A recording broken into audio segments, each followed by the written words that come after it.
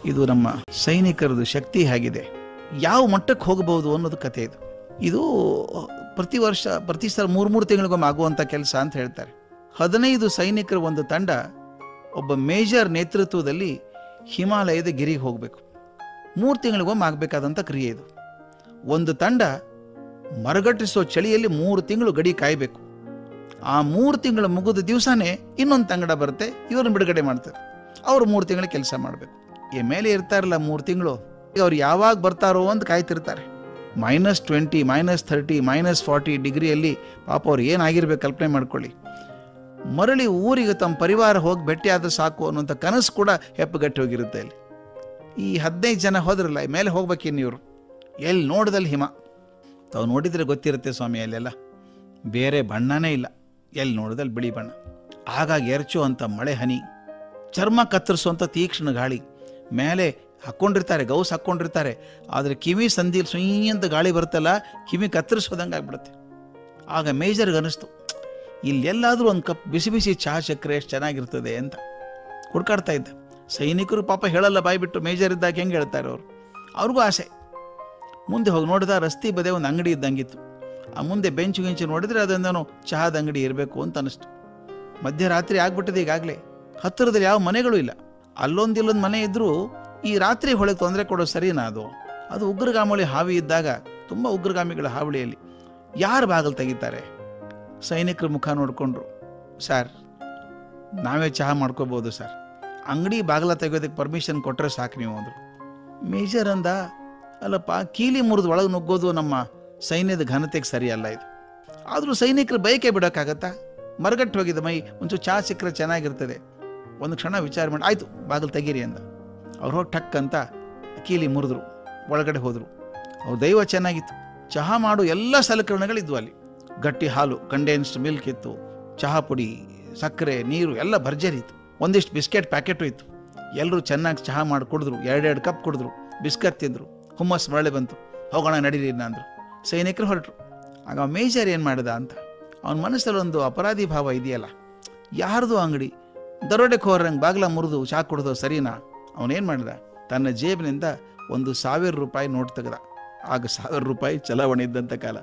Note ತೆಗೆದು ಏನು ಮಾಡಿದ, ಎದುರಿಗಿನ ಟೇಬಲ್ ಮೇಲೇ ಒಂದು ಸಕ್ಕರೆ ಡಬ್ಬಿ ಕೆಳಗೆ ಮುಂದೆ ಕಾಣಿಸೋ ಹಾಗೆ ₹1000 ಇಟ್ಟ. ಮುಂದೆ ಬಾಗಿಲಿಗೆ ಚಿಲಕ ಹಾಕಿ ನಡೆದ್ರು. ಮೇಲೆ ಹೋದರು. 3 ತಿಂಗಳು ಕೆಲಸ ಮುಗೀತು. 3 ತಿಂಗಳು ಮುಗಿದ ಮೇಲೆ ವಾಪಸ್ ಬರಬೇಕಲ್ಲ, ಅದೇ ದಾರಿಗೆ ವಾಪಸ್ ಬರ್ತಾಯಿದ್ರು. ಮೋಟರ್ದಲ್ಲಿ ಬಂದರು, ಮತ್ತು ಅದೇ ಅಂಗಡಿ ಹತ್ತಿರ ಬಂದರು. ಈ ಬಾರಿ ಅಂಗಡಿ ತೆಗೆದಿತ್ತು. ಹೋಗಿ ಚಹಾ ಕುಡಿಯೋಣ ಬನ್ನಿ ಅಂದರು. ಆತ ಸಂಭ್ರಮದಿಂದ ಎಲ್ಲರಿಗೂ ಚಹಾ ಮಾಡಿಕೊಟ್ಟ. ತುಂಬ ಒಳ್ಳೆ ಮನುಷ್ಯ ಅನ್ನಿಸ್ತು. ಆದರೆ ಅವ್ರ ಮನಸ್ಸಲ್ಲಿ ಒಂದು ಅಪರಾಧಿ ಭಾವ ಇದೆಯಲ್ಲ, ಇವನಿಗೆ ಗೊತ್ತಿಲ್ಲದ ಹಾಗೆ ಅಂಗಡಿ ಬಾಗಿಲು ಕೀಲಿ ಮುರಿದು ವಸ್ತುಗಳನ್ನೆಲ್ಲ ಖಾಲಿ ಮಾಡಿ ಹೋಗಿದ್ದೀವಿ ಅಂತಾಯಿತು. ಆಗ ಮೇಜರ್ ಕೇಳಿದ, ಅಲ್ಲ ಬಾಬಾ, ಇಷ್ಟು ಒಳ್ಳೆಯವರಿದ್ದೀರಿ ನೀವು, ಭಗವಂತ ನಿಮಗೆ ಯಾಕೆ ಇಷ್ಟು ಕಷ್ಟ ಕೊಡ್ತಾನೆ ಅಂತ. ತಕ್ಷಣ ಮುದುಕ 2 ಕಿವಿ ಹಿಡ್ಕೊಂಡು, ದಯವಿಟ್ಟು ಹಂಗೆ ಹೇಳಬೇಡಿ ಸಾಹೇಬ್ರೆ, ಹಂಗೆ ಹೇಳಬೇಡಿ ಸಾಹೇಬ್ರೆ, ದೇವರು ಅತ್ಯಂತ ದಯಾಮಯನಾದವನು, ಅವನಷ್ಟು ಕರುಣೆ ಯಾರಿಗಿದ್ದಿತ್ತು ಸ್ವಾಮಿ. ಮೇಜರ್ ಅಂದ, ಅದೆಂಥ ಕರುಣೆ ರೀ, ಒದ್ದಾಡ್ತಾ ಇದ್ದೀರಿ, ನಿಮಗೋಸ್ಕರ ಏನೂ ಮಾಡ್ತಾ ಇಲ್ಲ ದೇವ್ರವನು. ಆಗ ಅತ್ಯಂತ ಭಾವುಕನಾಗಿಬಿಟ್ಟ ಮುದುಕ, ಕಣ್ಣಲ್ಲಿ ನೀರು ಸುರಿಯೋಕ್ಕೆ ಶುರು ಆಯಿತು. ಸರ್, ನಿಮ್ಗೆ ಗೊತ್ತಿಲ್ಲ ಸರ್ ಭಗವಂತನ ಕರುಣೆ ಎಂಥದ್ದು ಅಂತ. 3 ತಿಂಗಳಿಂದ ಭಗವಂತನ ದರ್ಶನ ಆಗಿದೆ ನನಗಿಲ್ಲಿ. ನನ್ನ ಒಬ್ಬನೇ ಮಗ, ಉಗ್ರಗಾಮಿಗಳು ಹಿಡ್ಕೊಂಡು ಹೋದರು ಸ್ವಾಮಿ. ಚಿತ್ರಹಿಂಸೆ ಕೊಟ್ಬಿಟ್ರು ಹುಡುಗನ್ನ, ಬದುಕಿಸ್ಕೊಂಬರೋ ಸಾಕಾಗೋಯ್ತು ನನಗೆ. ನನ್ನ ಮಗನ ಆಸ್ಪತ್ರೆಗೆ ಹಾಕಿದೆ, ಔಷಧಿ ಚೀಟಿ ಕೊಟ್ಟರು ತೊಗೊಂಡು ಬಾ ಅಂತ ಹೇಳಿ. ನನ್ನ ಜೇಬಲ್ಲಿ 1 ಕಾಸು ಇಲ್ಲ. ಏನು ಮಾಡಲಿ, ಏನು ಮಾಡಿದ್ರೆ ಮಗನ ಬದುಕಿಸ್ಕೊಂಡೇನು ಅಂತ ಓಡಿ ಬಂದೆ. ಅಂಗಡಿಯಲ್ಲಿ ಸಾಮಾನಾದರೂ ಮಾರಿಬಿಟ್ಟು ಹೋಗೋಣ ಅಂತ ಬಂದು ನೋಡ್ತೇನೆ, ಬಾಗಿಲು ಕೀಲಿ ಮುರಿದು ಹೋಗಿದೆ. ಗಾಬರಿ ಆಯಿತು. ಅಂಗಡಿಯಲ್ಲಿ ಲೂಟಿ ಮಾಡ್ಕೊಂಡು ಹೋಗಿದ್ದಾರೆ ಯಾರಾದರೂ ಅಂತ ತೆಗೆದು ನೋಡಿದರೆ 1 ಸಾಮಾನು ಕಳುವಾಗಿಲ್ಲ ಸ್ವಾಮಿ. ಮುಂದೆ ನನ್ನ ಕಣ್ಣಿಗೆ ಕಾಣಿಸೋ ಹಾಗೆ ಒಂದು ಬಾಟ್ಲಿ ಕೆಳಗೆ ₹1000 ನೋಟಿದೆ ಸ್ವಾಮಿ.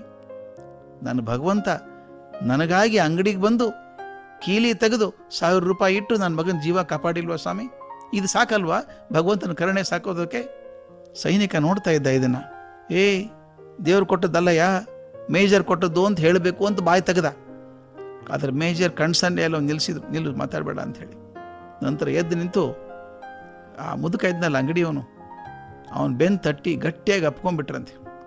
ಈ ಚಹಾದ ಬಿಲ್ ಎಷ್ಟಿದೆಯೋ ಬಿಲ್ ಕೊಟ್ಟು ಹೇಳಿದ್ರಂತೆ, ಬಾಬಾ ನೀವು ಹೇಳಿದ ಸತ್ಯ, 100ಕ್ಕೆ 100% ಸತ್ಯ, ಭಗವಂತ ಇದ್ದಾನೆ ಅಂತ ಹೇಳಿದಾಗ ಅವ್ರ ಕಣ್ಣಲ್ಲಿ ನೀರು ಇಳಿತಿತ್ತಂತೆ.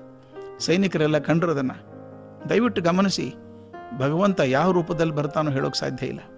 ಅದಲ್ಲದೆ ಸತ್ಯ ಏನಪ್ಪ ಅಂದರೆ, ಯಾವುದೋ ಕ್ಷಣದಲ್ಲಿ ಮತ್ತೊಬ್ಬರಿಗೆ ನಾವು ಭಗವಂತನಾಗುವಂಥ ಸಾಧ್ಯತೆ ಉಂಟು. ಎಂಥ ಅದ್ಭುತ ಮಾತು ಗೊತ್ತಾ ಇದು.